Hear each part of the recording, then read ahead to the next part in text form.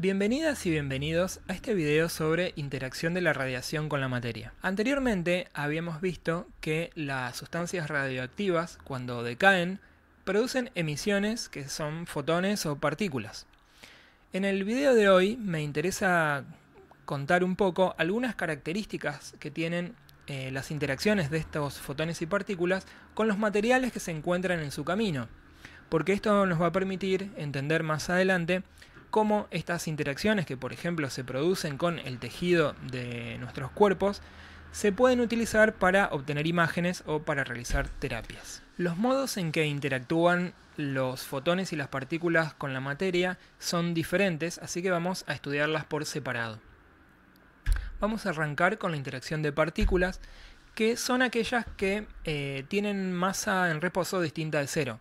Entonces, cada vez que yo me refiero a partículas, estoy pensando en electrones, positrones, partículas alfa. En todos estos casos, la energía que les asignamos cuando la describimos, por ejemplo, diciendo que tenemos un electrón de 1 MeV, un megaelectronvolt, estamos hablando de su energía cinética. Esta energía cinética depende de la masa y de la velocidad que tengan, y la podemos calcular a partir de la mecánica clásica o con la fórmula relativista.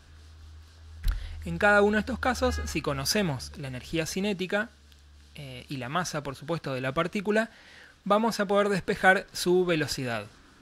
En algunos casos, la fórmula clásica, que es más sencilla, nos va a resultar suficiente, y en otros casos vamos a tener que utilizar la fórmula relativista. Para saber o para experimentar en qué casos utilizar cada una, les propongo el siguiente problema. ¿Cuál es la velocidad de un electrón cuya energía es 10 keV, 100 keV, 1 MeV o 10 MeV? A partir de comparar los resultados que nos ofrecen estas dos fórmulas, la clásica y la relativista, vamos a poder saber cuál utilizar en cada caso. Y bueno, para no hacer el cálculo solo sobre electrones, también les propongo hacer el cálculo sobre partículas alfa. Les muestro a continuación los resultados para que ustedes puedan comparar cuando hagan los cálculos por sus propios medios. En esta tabla están consignados los números en términos de fracciones o múltiplos de la velocidad de la luz. Como vemos, para partículas alfa no hay diferencias significativas si hacemos los cálculos utilizando las fórmulas clásicas y utilizando la fórmula relativista. Los resultados son aproximadamente los mismos. Para partículas de baja energía, para electrones de baja energía, los resultados también son aceptables utilizando ambas fórmulas, pero a medida que las energías crecen y por ende las velocidades crecen, los resultados de la mecánica clásica se alejan de los relativistas y también de la realidad, porque las partículas no pueden viajar a una velocidad mucho mayor que la velocidad de la luz en el vacío. Pasemos ahora a ver cómo son las trayectorias de las partículas en los materiales. Las partículas alfas suelen tener trayectorias rectas y cortas, mientras que los electrones atraviesan grandes regiones del absorbente sin interactuar, y cuando lo hacen sus direcciones se alteran significativamente. En esas interacciones se pueden producir más ionizaciones, es decir, se desprenden electrones que a su vez pueden tener suficiente energía para seguir produciendo ionizaciones, pero también pueden producirse fotones como resultado de la interacción del electrón al desviarse cerca del núcleo de un átomo del absorbente. En este caso, la radiación que se emite se llama Bremsstrahlung, que significa radiación de frenado. Las diferencias entre las formas que tienen estas trayectorias tienen que ver con las características de las propias partículas y con las características del absorbente. Las partículas van a tener mayor o menor probabilidad de interacción con los átomos del absorbente de acuerdo a la masa. Cuanto mayor masa, más probabilidad de interacción; cuanto mayor carga, mayor probabilidad de interacción; y cuanto menor velocidad, es decir, cuanto más tiempo estén las partículas en las cercanías de los átomos del absorbente. En estos tres casos hay más probabilidades de interacción y pasa lo que vemos en el caso de la partícula alfa, que tiene más masa, más carga y menos velocidad, que sus interacciones con los átomos del absorbente son mayores, más frecuentes, y entonces entregan toda su energía cinética en una trayectoria muy corta. Y lo contrario sucede entonces con los electrones, que son más livianos, tienen menos carga porque tienen una sola carga comparada con las dos cargas positivas de la partícula alfa, y tienen mucha mayor velocidad para la misma energía. Por otro lado, la composición del absorbente influye, y también la densidad, es decir, cuanto mayor número de átomos por unidad de volumen hay en el material, mayores probabilidades hay de que se produzcan interacciones. En el caso de partículas beta, podemos calcular qué porcentaje de las interacciones se van a dar por colisiones y qué porcentaje se van a dar por radiaciones a partir de la fórmula que ven en pantalla. Para ubicarnos, podemos pensar que tenemos una fuente que emite partículas beta y que estas emisiones están colimadas, están direccionadas hacia un absorbente, y la fórmula nos indica que el porcentaje de interacciones que se producen por radiación va a depender del Z, es decir, del número atómico del material, y de la energía cinética máxima que tengan estas partículas. En el caso de materiales que son compuestos, por ejemplo el tejido, un cristal de un detector, o el agua, o cualquier material que tenga átomos diferentes en su composición, el número atómico lo vamos a tener que calcular de acuerdo a esta fórmula, donde, como ven acá, F es la fracción de masa y Z es el número atómico de cada uno de los componentes. Para entender un poco esta fórmula, vamos a plantear el siguiente problema. Tenemos que calcular qué porcentaje de las interacciones de partículas emitidas por una fuente de itrio 90 producen radiación de frenado al incidir sobre un volumen de agua. Tenemos entonces la fórmula que vimos antes. Sabemos que tenemos que calcular el Z, el número atómico efectivo del agua, que no lo tenemos, y que vamos a tener que encontrar la energía cinética, la energía de las partículas que emite el itrio 90. Para obtener el número atómico efectivo del agua necesitamos los datos de sus componentes, del hidrógeno y del oxígeno, y calcular el número de masa de la molécula de agua a partir de los números másicos de ambos componentes. Como la molécula tiene un átomo de oxígeno y 2 de hidrógeno, entonces el número atómico, el número de masa de la molécula de agua pasa a ser 18. Las fracciones de masa se calculan como 2 partes en 18 para el hidrógeno y 16 partes en 18 para el oxígeno. Completamos la fórmula del número atómico efectivo usando los números atómicos del hidrógeno y del oxígeno, y vemos que el resultado 7,89 es muy cercano al del oxígeno, que es la molécula, el átomo más pesado de los dos. Para completar el cálculo del porcentaje de interacciones que se producen por radiación, necesitamos encontrar la energía máxima de las partículas beta que emite el itrio. Acá vemos que el itrio emite partículas, decae por decaimiento beta, y tenemos que recordar que en este tipo de decaimiento la energía se distribuye aleatoriamente entre el neutrino, que no nos interesa, y la partícula beta, de modo tal que va a haber muchas partículas que se emiten, por ejemplo, con esta energía un poco más baja, y pocas partículas beta que tienen una energía más alta. La energía máxima es la que nosotros tenemos que encontrar, que es aproximadamente el triple de la energía promedio, que es la que figura en la tabla. Entonces, para encontrar este Emax, lo que hacemos es multiplicamos por 3 esta energía en MeV, y de ese modo tenemos los datos para realizar el cálculo completo. Entonces, el número atómico efectivo del agua era 7,89. 3 veces la energía promedio es la energía máxima, dividimos por 3000 y multiplicamos por 100% y encontramos que solo el 0,73% de las interacciones de los beta que emite el itrio con el agua se producen radiación de frenado o Bremsstrahlung. Para que se produzca mayor porcentaje de estas interacciones, la única opción es utilizar absorbentes que tengan un mayor número atómico o partículas que sean más energéticas. Vamos a ver ahora el rango o alcance de las partículas, que es el espesor de absorbente que se necesita para detener a todas las partículas que inciden sobre ese material. Empezando por las partículas alfa. Entonces, para eso vamos a pensar en el siguiente experimento, que es contar con una fuente de partículas y un detector a una cierta distancia. Si graficamos el número de partículas que le llegan al detector por unidad de tiempo para distintos espesores de absorbente, vamos a obtener una curva con esta forma. El 1 es porque es un número relativo de partículas detectadas respecto del que se detecta originalmente en ausencia del absorbente.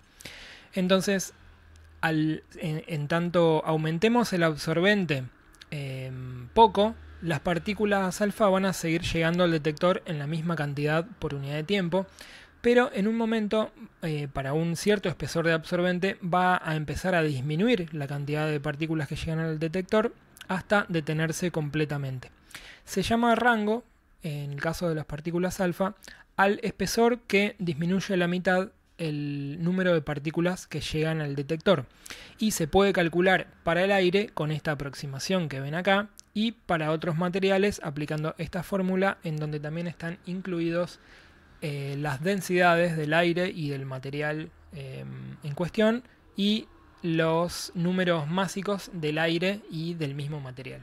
Si repetimos el experimento para partículas beta, vamos a obtener una curva diferente. En este caso, tengan presente que la escala en el eje de ordenadas es logarítmica y vamos a tener una especie de recta en un primer momento, una curva y luego una recta de nuevo, manteniéndose en un mismo valor. En esta parte, como es una escala logarítmica, esto en coordenadas normales va a ser como una exponencial decreciente. Y el número de partículas que vamos a estar detectando, por más que ampliemos al infinito el espesor del absorbente, siempre va a mantener un cierto valor, porque en realidad el detector no va a poder diferenciar las partículas beta que estaba midiendo en un principio de la radiación de fondo, es decir, de los fotones que le llegan porque están presentes en nuestro entorno. Para definir el rango de las partículas beta, lo que se hace es se prolonga esta recta hacia valores mayores de espesor y se la recorta contra la proyección de la cola, esta que permanecía en un mismo valor. Donde se cruzan esas dos rectas es donde identificamos el rango extrapolado de las partículas beta, que sería de vuelta el espesor que detiene casi completamente o completamente a las partículas, en este caso a las partículas beta. Para calcular el rango extrapolado de las partículas beta en diferentes materiales, contamos para empezar con el rango extrapolado para partículas de diversa energía en el absorbente agua. A partir de esta curva, en donde vemos que partículas de menor energía son detenidas por espesores muy pequeños de agua, esto está en centímetros, o sea que con 1 centímetro de agua vamos a poder detener partículas beta de unos 2 megaelectronvolt. En caso de que nuestro absorbente no sea agua y sea otro material, tenemos que aprovechar la característica de que el rango lineal, o lo que estábamos viendo en la curva anterior, el rango extrapolado multiplicado por la densidad del material, es un producto que se mantiene constante en distintos materiales. Es decir, que el rango del agua por la densidad del agua va a ser igual al rango en plomo, por ejemplo, por la densidad del plomo, al rango en tejido por la densidad del tejido, y este producto se le llama rango másico. Entonces, a partir del rango en agua y de la densidad en agua, y conociendo también la densidad del material en el que necesitamos encontrar el rango, vamos a poder encontrar el rango lineal en ese otro material. Para terminar, vamos a ver un ejemplo. Vamos a calcular cuál es el rango en plomo de partículas beta de 4 megaelectronvolts. Para esto necesitamos conocer la densidad del material, es decir, la densidad del plomo, y contar con los datos de la curva para el agua, es decir, encontrar el rango en agua para 4 megaelectronvolts, es decir, acá tenemos 1 megaelectronvolt, 2, 3, 4, son aproximadamente 2 centímetros, y la densidad del agua. Entonces, sencillamente despejamos una de estos rangos y reemplazamos los valores. En este caso, el rango en plomo nos va a dar el rango en agua por la densidad del agua, que esto sería el rango másico, que numéricamente tiene el mismo valor que el rango lineal, porque la densidad del agua es 1, dividido la densidad del plomo. Y esto nos da 1,8 milímetros. Es decir que para detener a todas las partículas de 4 megaelectronvolt, todas las partículas beta, se necesitan o 2 centímetros de agua o 1,8 milímetros de plomo. Para terminar entonces con este tema de la interacción de partículas, es importante señalar que cualquiera sea las partículas y el material, siempre va a haber un espesor que las detiene completamente. Y esto va a ser diferente en el caso de los fotones, que es lo que vamos a ver a continuación. La energía de los fotones ya no es una energía cinética, sino que se puede calcular como la constante de Planck por la velocidad de la luz en el vacío, dividido la longitud de onda del fotón, que es lo que determina la energía, o podemos simplificar y multiplicar la constante de Planck por la frecuencia asociada a la onda electromagnética que es el fotón. A diferencia de las partículas que interactúan con los materiales, como vimos antes, mediante colisiones o generando radiación de frenado, los fotones interactúan por algunos de estos tres fenómenos principalmente, que no voy a describir en profundidad, solo mencionarlos, que son el efecto fotoeléctrico, el efecto Compton y la creación de pares. Fíjense que en algunos solamente sale un electrón eyectado, o puede salir un fotón o una partícula, un electrón positivo, un electrón negativo, puede haber fotones de aniquilación. Nos interesa entonces poder determinar cuál de estos tres fenómenos predomina, y para eso contamos con esta gráfica que nos ilustra. Son dos gráficas son muy parecidas, esta solamente es más colorida, la que tenemos a la izquierda, en donde vemos la dependencia de los fenómenos de la energía de los fotones en el eje X y del número atómico en el eje Y. En el caso de la gráfica de la derecha tenemos además marcado en el eje X la región de energías a la que pertenecen las emisiones de los radionucleidos más utilizados en medicina, que podríamos extender un poquito más, quizás hasta el MEB o un toque más inclusive. Y en el eje de ordenadas tenemos el número atómico efectivo de distintos absorbentes, por ejemplo, nuestro propio tejido blando, el hueso, el cristal de ioduro de sodio con impurezas de talio, que ya vamos a ver en detectores, o el plomo.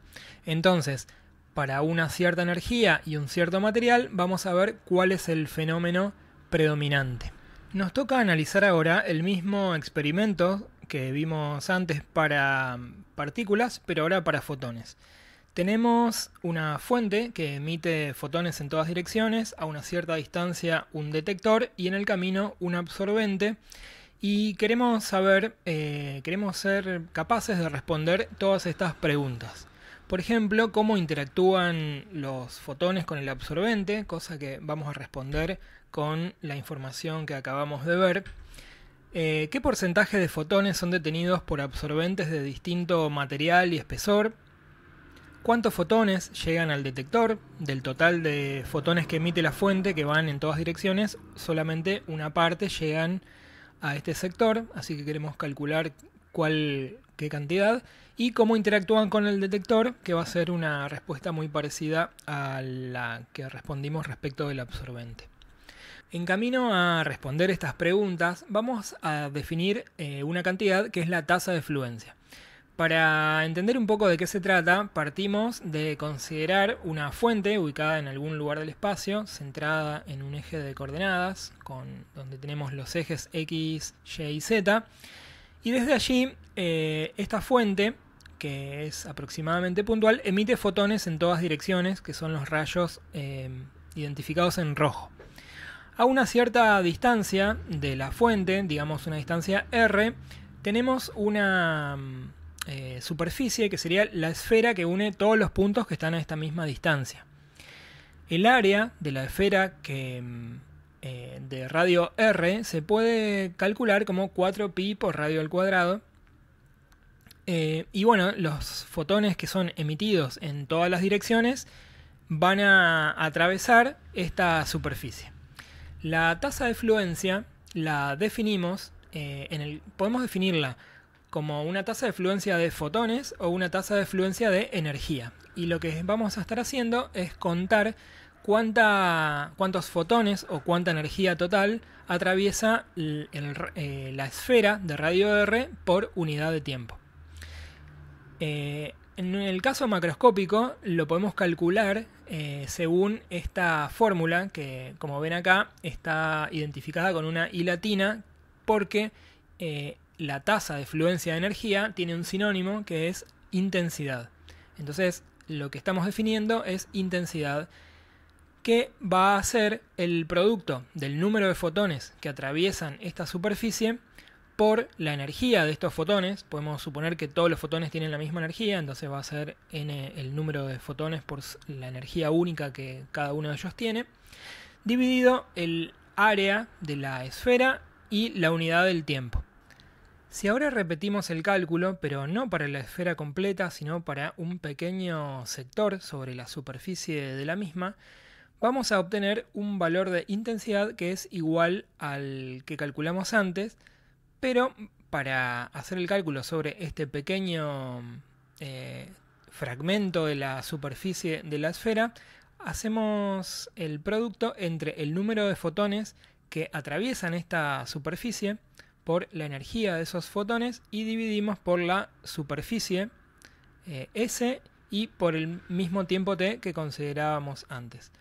De esa manera obtenemos, les decía, un valor de intensidad que va a ser igual al valor de la intensidad que calculamos antes. Antes de continuar, quiero mencionar que la tasa de fluencia de fotones, que ya deja de llamarse intensidad, se puede calcular prácticamente del mismo modo, pero sin incluir la energía en la fórmula. Entonces, en ese caso, lo que estaríamos calculando, en el caso de la tasa de fluencia de fotones, es el número de fotones que atraviesan una superficie por unidad de superficie y por unidad de tiempo. Podemos afirmar que el cálculo de intensidad con una fórmula o la otra van a dar resultados idénticos, porque estamos considerando que los fenómenos de decaimiento producen fotones que se emiten en direcciones aleatorias. Entonces, si consideramos un tiempo suficientemente grande como para que haya emisión de muchos fotones, la distribución de estos fotones en todas las direcciones a partir de la fuente va a ser homogénea y no importa qué superficie elijamos para hacer el cálculo, el número de fotones que atraviesan esa superficie por unidad de superficie va a ser constante. Es decir, el n sobre s o el n sobre a es un valor constante y por eso esta igualdad. A partir de esta igualdad podemos simplificar entonces la energía y el tiempo, nos queda esta relación y de acá podemos despejar n como el número total de fotones que atraviesan toda la superficie por la superficie del pequeño parche que estamos considerando dividido el área total. Esto nos va a dar el número de fotones que atraviesan la superficie S que se encuentra a una distancia R de la fuente. Entonces esto nos va a servir para calcular, por ejemplo, cuántos fotones llegan al detector del cual estábamos hablando antes. Esta fórmula que acabamos de deducir nos va a servir entonces para calcular cuántos fotones de la fuente que planteábamos originalmente llegan a la superficie del detector, en este caso en ausencia de absorbente. El detector lo podemos ubicar a una distancia r de la superficie, podemos decir que la cara que mira a la fuente tiene una superficie S, y entonces para calcular el número de fotones que llegan a este sector podemos hacer el producto del número total de fotones que emite la fuente, que es esta n mayúscula, que a su vez la podemos calcular como la actividad de la fuente por la frecuencia de emisión de los fotones que estamos considerando. Multiplicamos eso por la superficie del detector, de la cara que mira a la fuente, y dividimos por el área de la esfera de radio R, que es la distancia que separa la fuente del detector. Ahora estamos en condiciones de ver qué pasa cuando interponemos un absorbente en el camino de los fotones. La fórmula que estábamos considerando era válida en ausencia del absorbente, y al interponerlo, parte de los fotones que se dirigían al detector van a ser detenidos en el absorbente. Entonces la forma de calcular la intensidad en el mismo punto que antes, pero con la presencia del absorbente, va a ser igual a la intensidad original, calculada con alguna de estas dos fórmulas, por E a la menos mu L por X, donde mu L es el coeficiente de atenuación lineal, ya vamos a ver cómo buscarlo, y X es el espesor del absorbente. Acá me corro un poquito. Esta es la otra gráfica que ilustra la situación. Tenemos una serie de fotones en dirección al detector. Hay un absorbente de un espesor, en este caso delta X, pero es lo mismo que X, y solamente una fracción van a llegar a la cara del detector. Entonces, para calcular la intensidad en este punto, hacemos la intensidad en este mismo punto sin el absorbente multiplicado por E a la menos mu L por X. El coeficiente de atenuación lineal que aparece en la fórmula lo podemos calcular como el producto entre el coeficiente de atenuación másico por la densidad.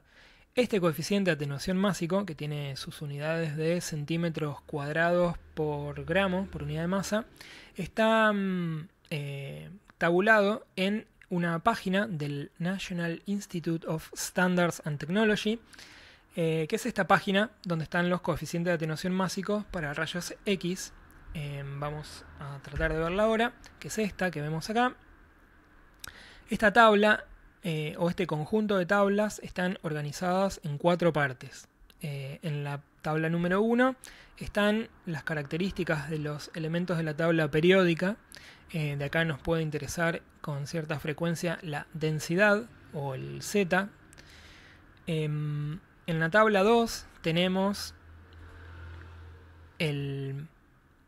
la densidad y la composición. Esto tiene que ver con las fracciones de masa que habíamos calculado hoy para materiales compuestos, por ejemplo, tejido adiposo, aire seco.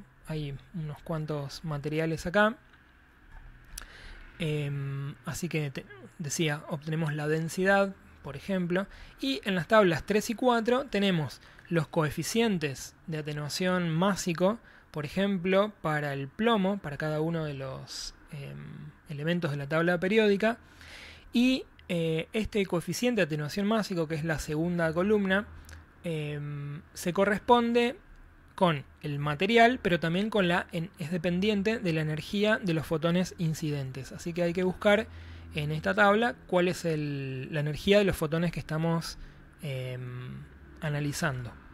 Y en una cuarta tabla que tenemos por acá, vamos a tener el mismo coeficiente de atenuación másico, pero en vez de para los elementos de la tabla periódica, también para materiales compuestos, como les había mencionado hoy. Por ejemplo, agua líquida, aire seco, tejido adiposo, etcétera, etcétera. Volviendo entonces a la ecuación de intensidad, al ser una exponencial decreciente, lo que podemos deducir es que no habrá ningún espesor finito que haga que la intensidad se vuelva cero. Esto quiere decir que, a diferencia de las partículas, que en ese caso siempre había un rango, alcance o espesor de material que atenuaba las partículas a cero, cualquier espesor finito de absorbente va a detener siempre solo una parte, una fracción del total de fotones incidentes y siempre habrá una fracción de ellos que lleguen al detector. Entonces, como no se puede definir un espesor que detenga a todos los fotones, lo que se define es una cantidad que es el espesor que reduce la intensidad a la mitad. A esto le llamamos el HVL, Half Value Lawyer, o espesor hemirreductor, y por definición es el espesor que hace que la intensidad se reduzca a la mitad.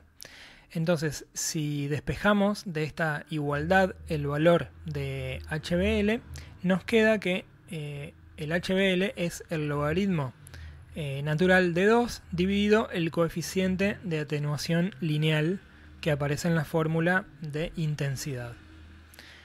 Lo calculamos para un caso particular, para fotones de 4 MeV en agua, es decir, si el absorbente es agua y los fotones tienen 4 MeV, que es parecido a lo que habíamos calculado hoy como el alcance o rango para partículas en aquel momento de 4 MeV en agua. En este caso tenemos de la tabla de NIST, buscamos el coeficiente de atenuación másico, nos da 3,403 por 10 a la menos 2 centímetros cuadrados por gramo. Sabemos que la densidad del agua es 1 gramos por centímetro cúbico, de manera tal que el coeficiente de atenuación lineal que aparece acá en la fórmula va a tener el mismo valor numérico, pero con unidades de 1 por centímetro. Si hacemos este cálculo, el HVL nos da 20,3 centímetros. Este entonces es el espesor de agua que hace que la intensidad se reduzca a la mitad. Bueno, esta larga presentación llega a su fin. Espero no haberlos aburrido demasiado y les agradezco su atención y espero que nos volvamos a ver en un próximo video.